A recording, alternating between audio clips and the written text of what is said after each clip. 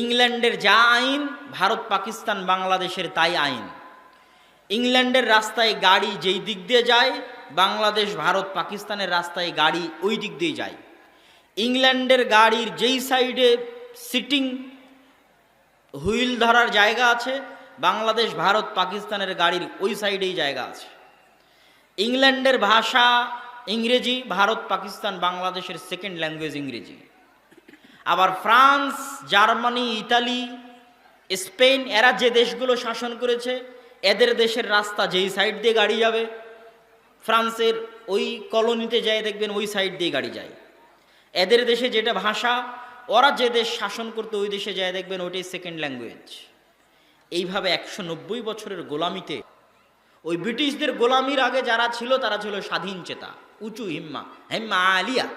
আর আমরা হচ্ছে গোলাম। কেন 190 বছর আমরা গোলামি করেছি।